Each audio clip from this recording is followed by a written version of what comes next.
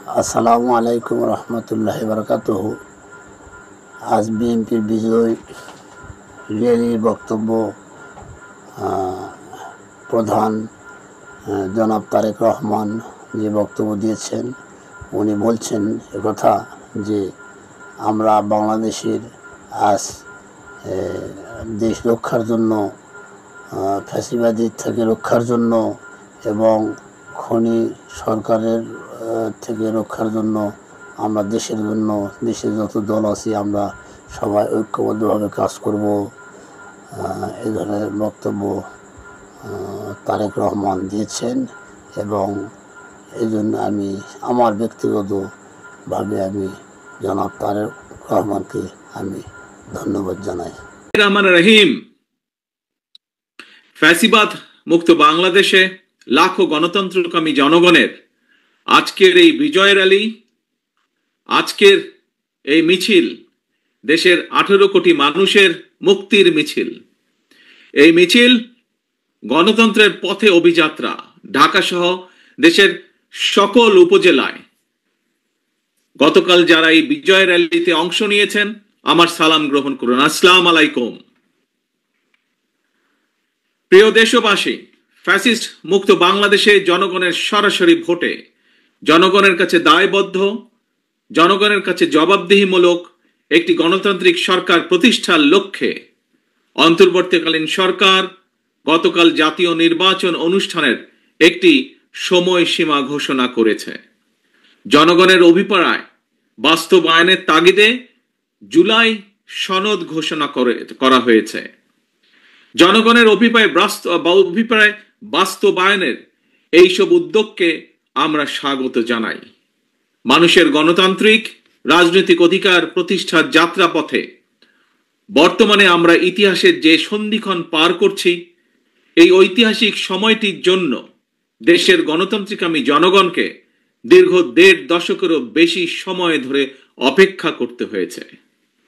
উপস্থিত ভাই বোনেরা, ফ্যাসিবাদ বিরোধী দীর্ঘ সময়ে এই আন্দোলনে আমরা আমাদের হাজারো সহকর্মী সহযোদ্ধাকে হারিয়েছি। আমাদের অনেক সন্তান স্বজনের বুকের তাজা রক্ত দেখতে হয়েছে।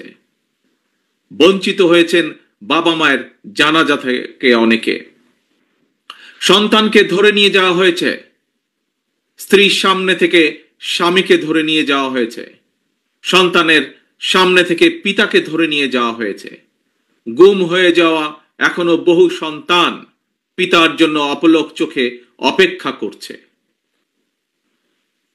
প্রিয় ভাই বোনেরা, ফ্যাসিবাদ বিরোধী আন্দোলনের সময় বিএনপি সহ বিরোধী দল এবং মতের নেতাকর্মী সমর্থকদের বিরুদ্ধে লক্ষ লক্ষ মিথ্যে এবং রাজনৈতিক উদ্দেশ্য প্রণোদিত মামলা দেওয়া হয়েছে। বিএনপির এমন নেতাও রয়েছেন যাদের বিরুদ্ধে শতাধিক 200-300 মামলাও রয়েছে, এমনকি 4 শতাধিক মামলা রয়েছে। গুম অপহরণের শিকার হয়েছেন বিএনপি সহ বিরোধী দলের শত শত রাজনৈতিক নেতা কর্মী। শুধুমাত্র 2024-এর গণ অভ্যুত্থানে 1,500-এরও বেশি মানুষকে হত্যা করা হয়েছে। খুনিদের বন্দুকের নল থেকে মায়ের কোলে থাকা 4 বছরের শিশুও রেহাই পায়নি। ক্ষমতালোভী ফ্যাসিস্টের কারণে আমাদের অনেক সাহসী সেনা কর্মকর্তাদের হত্যাযজ্ঞের শিকার হতে হয়েছে। বিডিআরের নাম পর্যন্ত পাল্টে দেওয়া হয়েছে, ভেঙে দেওয়া হয়েছে আইন শৃঙ্খলা রক্ষাকারী বাহিনী পুলিশের মনোবল। প্রিয় দেশবাসী, পতিত পরাজিত পলাতক স্বৈরাচারের আমলে দেশে অন্ধকারের রাজত্ব কায়েম করা হয়েছিল।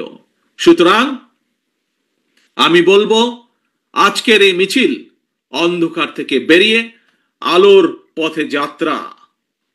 তবে প্রিয় ভাই বোনেরা, প্রিয় দেশবাসী, তবে এ যাত্রা কিন্তু খুব সহজ নয়।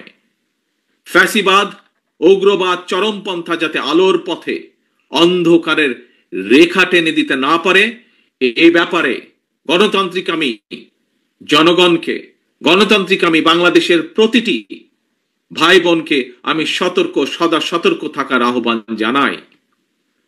প্রিয় ভাই বোনেরা, বর্তমানে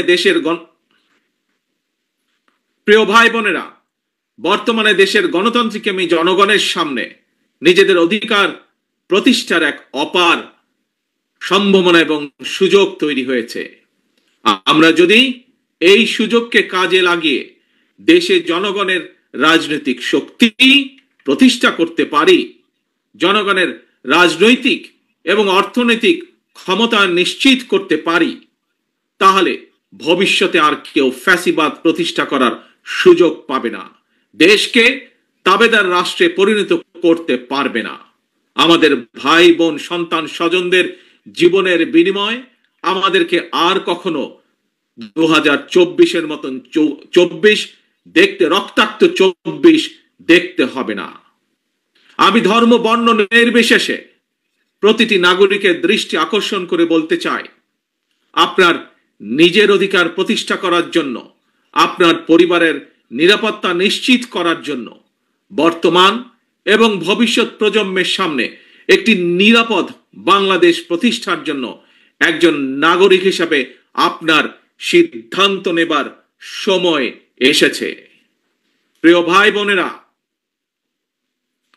বিএনপির নেতৃত্বে গণতন্ত্রের পথে অভিযাত্রায় বিজয় মিছিলের শুরুতে আমি স্বাধীনতা প্রিয়, গণতন্ত্র প্রিয় দেশবাসীর উদ্দেশ্যে আহ্বান জানিয়ে বলতে চাই, যিনি যে রাজনৈতিক দলেরই সদস্য হন না কেন, আমাদের অবশ্যই মনে রাখা দরকার, ফ্যাসিবাদ শাসন আমলে আমরা কেউ নিরাপদ ছিলাম না, আমাদের সন্তানেরা নিরাপদ থাকতে পারেনি।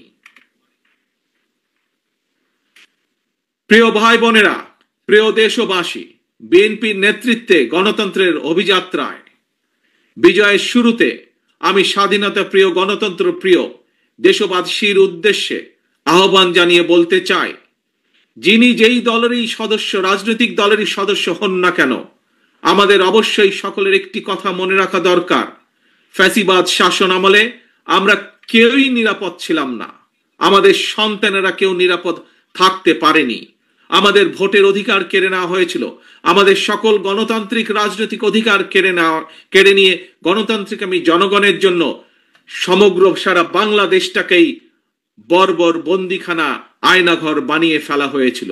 সুতরাং দেশে যদি গণতন্ত্র এবং আইনের শাসন না থাকে, তাহলে নারী কিংবা পুরুষ, সংখ্যালঘু কিংবা সংখ্যাগুরু, আমরা কেউই নিরাপদ নই। একমাত্র গণতন্ত্র এবং আইনের শাসনই জনগণের নিরাপত্তা নিশ্চিত করতে পারে।